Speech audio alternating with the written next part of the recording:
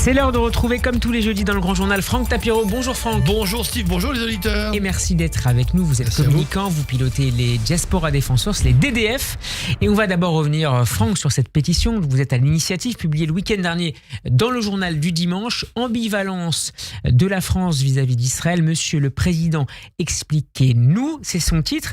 Avec des intellectuels et des personnalités du monde public, vous y pointez, Franck, l'attitude et les incohérences d'Emmanuel Macron à l'égard de l'État d'Israël. Vous anticipez que la fin de son mandat sera rythmée par d'autres sorties, d'autres pics extrêmement critiques, parfois virulentes, à l'égard de la politique israélienne? Oui, absolument, parce qu'en fait, ça fait longtemps que ça dure. Longtemps que ça dure. On a tous, vous savez, nous, dans la communauté juive, quand on a des bonnes relations avec un chef d'État, avec un ministre, on essaie de l'entretenir, on essaie de se dire que on a un peu de chance, comme si on ne méritait pas ce genre de choses, alors que nous sommes les citoyens modèles depuis plus de 2 siècles. Premier défaut dans notre attitude. Deuxième défaut, c'est que à un moment, quand on est ami avec quelqu'un, quand il déconne, faut lui dire, et en face. Et on estimait, nous, je dis nous, vraiment, je parle au sens de la communauté juive de France, que nous étions amis, proches du président. On a été fiers. Le pauvre Gilles Taïeb, qui n'est pas malheureusement ici, était aussi très proche de lui, et les relations étaient bonnes. Et puis il y a eu le 12 novembre. Et le 12 novembre, c'est une déflagration.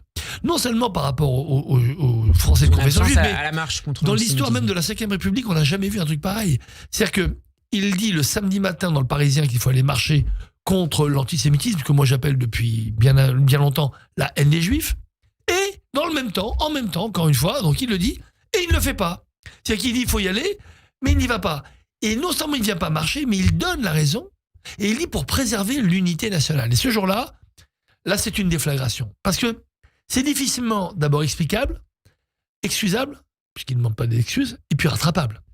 Et depuis ce jour-là, nous on espérait toujours, parce qu'on s'est dit c'est pas possible, il va se rattraper. Alors il fait une superbe manifestation aux Invalides pour les victimes donc du 7 octobre. C'est le seul d'ailleurs au monde. Donc il faut dire il a fait quelque chose de bien. Absolument. Mais à part cela, c'est le bonsaï qui cache la forêt non seulement de maladresse, d'injonctions, je dirais même de provocation qui se répète. Donc c'est multirécidiviste, et surtout, il y a quelque chose qu'il ne comprend pas, je pense. On peut s'appeler Emmanuel Macron et ne pas aimer Benjamin Netanyahou, mais quand on est président de la France, on ne peut pas faire passer une querelle personnelle comme une querelle d'État.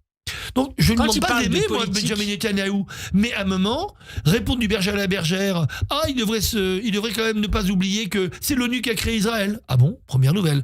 Ou dire, c'est bien de vouloir défendre la civilisation. Quand il accuse Israël de barbarie à travers sa politique. Mais c'est extrêmement grave, en fait, il accuse. C'est un palier qui a été franchi à ce moment-là. Oui, mais encore une fois, c'est une personne qui parle à une autre, mais il a oublié que quand on est chef d'État, on représente une nation.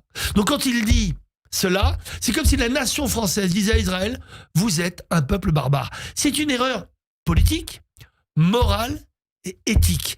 Il n'y a absolument rien à récupérer dans cette phrase. Ni le contexte, ni l'énervement, parce que normalement un chef d'État doit garder ses nerfs, ni, comment vous dire, la responsabilité et surtout le statut qu'impose la présidentialité. C'est vraiment quand on est président de la République, il y a des choses qui ne se font pas. À une époque, on disait de Hollande, un président ne devrait pas dire ça. Lui-même qui le disait. Eh bien, Emmanuel Macron ne devrait pas faire ça. Parce qu'en fait, il a un autre problème, c'est que quand il dit, il a l'impression qu'il fait. Je pense que c'est une pensée paranoïaque, qui est absolument convaincu de détenir la vérité, et quand il prononce quelque chose, il a l'impression que c'est fait. Par exemple, moi, il me dit souvent, j'ai toujours défendu la communauté juive. Ah bon, et le 12 novembre alors? On peut défendre la communauté juive, c'est pas ce qu'on lui demande d'ailleurs. Moi je lui demande de défendre l'unité nationale. Nous ne sommes pas des citoyens plus que d'autres ou moins que d'autres. Mais quand on se dit que on va marcher contre la haine des juifs, mais qu'on n'y va pas pour préserver l'unité nationale, ça veut dire que les juifs sont un problème dans l'unité nationale. Je parle français, je le comprends, et on m'a souvent demandé... que la lutte contre l'antisémitisme menace l'unité nationale. Mais bien sûr, donc ça veut dire que... Et d'ailleurs, c'est exactement ce que Schems, le recteur de la mosquée de Paris, avait dit. Moi, je ne vais pas marcher contre l'antisémitisme, j'irai peut-être marcher contre le racisme. Ah bon? Donc ça veut dire que l'un n'est pas consubstantiel dans l'autre? C'est-à-dire que dans le racisme, il n'y a pas la haine des juifs? Dans l'antisémitisme en plus, parce que, je suis désolé, mais il y a un problème de sémantique et de compréhension sémantique. Et il y a le mot sémite. Et il y a des sémites arabes, musulmans et des sémites juifs. Voilà pourquoi je n'utilise plus depuis le 7 octobre antisémitisme et haine des juifs, parce que ce sont des sémites qui ont tué d'autres. Franck, où on en est au niveau de cette pétition? Alors ça marche très fort, On l'a lancé, encore merci au JDD, merci aussi à I24 de l'avoir reprise et traduit en hébreu, en arabe et en anglais.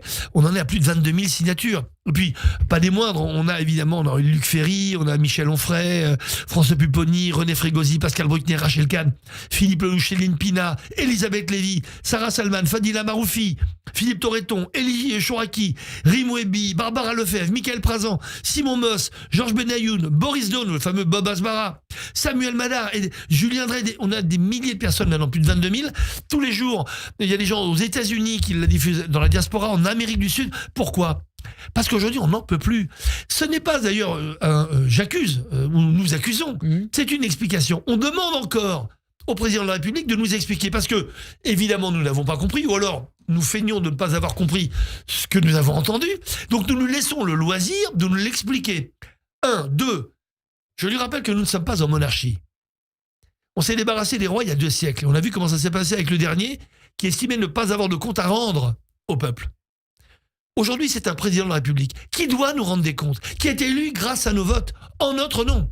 Donc on lui demande de nous expliquer, et il y a une vingtaine de questions. Sincèrement, c'est une sélection par rapport à la cinquantaine que nous avions au démarrage. Il est dans le devoir républicain et démocratique de nous expliquer. Donc j'espère qu'il rentrera en contact avec nous, et afin qu'on puisse échanger. J'espère dissiper tout malentendu. Franck, il nous reste moins de 3 minutes. Et vous souhaitiez revenir sur les derniers messages sur les réseaux sociaux de l'eurodéputée insoumise Rima Hassan, poste sur ses pseudo-origines juives, on en a déjà parlé ici. Oui. Et ce matin, un autre message indigne, ignoble, dans lequel elle appelle à libérer tous les otages. Et dans son esprit, il s'agit principalement en nombre et peut-être en importance. Elle le dira peut-être des prisonniers palestiniens qui, rappelons-le, sont arrêtés pour la plupart du cas pour des raisons de participation ou de collaboration des activités terroristes. Oui, puis quand on est prisonnier dans un état de droit comme Israël, qui est la seule démocratie du Moyen-Orient, vous imaginez comment on traite les prisonniers. D'ailleurs, quand il y a un problème avec les prisonniers, regardez un peu les problématiques qu'il y a, que ce soit un gardien de prison, un militaire qui se comporte mal, et ils se font condamner parce que c'est un état de droit. Donc c'est vrai qu'il vaut mieux, dans tout ce Moyen-Orient, si un pays où il vaut mieux être en prison, c'est plutôt en Israël qu'ailleurs. Mais oser comparer un prisonnier qui a été peut-être terroriste ou tentative de terrorisme avec des otages, avec le petit Kfir, qui a des enfants, des personnes âgées, vulnérables. Des personnes âgées, avec des femmes qui ont été violées, qui sont encore violées dans les tunnels. Comment comparer des prisonniers avec des otages civils qui étaient pour la plupart tous pro-palestiniens, qui étaient dans la plupart des kibboutz proches des Palestiniens, qui travaillaient avec eux, qui ont été trahis le jour du 7 octobre, on le sait. Comment c'est possible ? Quelle ignominie de plus, la France ignoble, la France indigne, la France... je ne sais pas comment il faut les appeler, mais malheureusement, c'est la France. Qu'est-ce qu'elle nous dit à travers ce message ? On en fait trop avec les otages israéliens, c'est ça qu'elle veut passer comme message ? Non, pas du tout. Elle dit qu'en fait, il y a autant de... Pour elle, c'est aussi scandaleux. À la limite, si je voulais parler de façon positive, oui, les otages, c'est peut-être scandaleux, mais les 9000 otages... les prisons israéliennes, ça allait tout autant. Comme si, bien entendu, ils avaient été kidnappés, comme si on les avait mis comme ça, de fait, en prison, sans jugement, sans traitement, sans soins médicaux. Et on sait très bien que ce n'est pas le cas. Donc encore une fois, vouloir faire la comparaison entre les deux, c'est ignoble, mais il y a autre chose. Moi, c'est mon métier, il y a le fond et il y a la forme. Le code couleur qu'elle utilise. Elle utilise le code graphique qui accompagne ce message. Graphique avec évidemment un grand pavé, puisqu'il y a 9000 à peu près prisonniers face aux 111 otages. Donc 101 otages. Les Palestiniens sont mis en rouge. La violence, l'agressivité, le sang, c'est ça le rouge, c'est un symbole assez connu. Et en quoi sont désignés les otages israéliens ?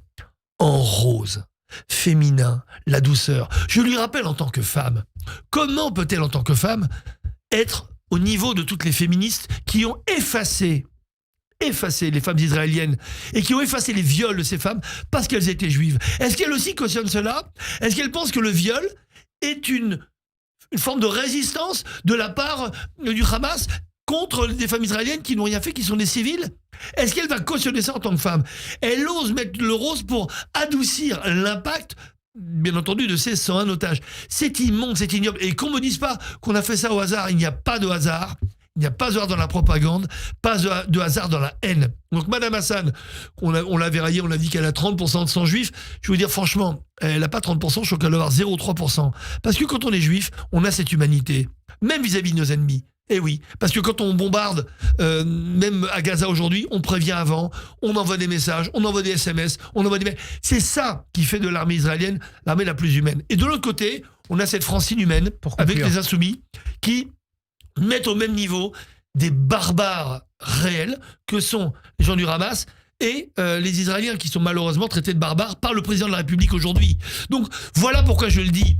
Aujourd'hui, Emmanuel Macron ne se rend pas compte qu'en faisant justement cette instrumentalisation de l'antisionisme ou le révisionnisme, il crée in fine, de facto, je reprends ces mots, de facto, de la haine des Juifs en France. Donc attention, Monsieur le Président, expliquez-nous. Et surtout, arrêtez votre petit jeu parce que vous êtes en train de renforcer la haine des Juifs en France et faire le travail que Jean-Luc Mélenchon et sa secte de sbires insoumis effectuent depuis de nombreuses années. Merci beaucoup Franck Tapiro d'avoir été avec nous. On peut retrouver cette chronique sur YouTube et sur Instagram notamment. À la semaine prochaine. À bientôt.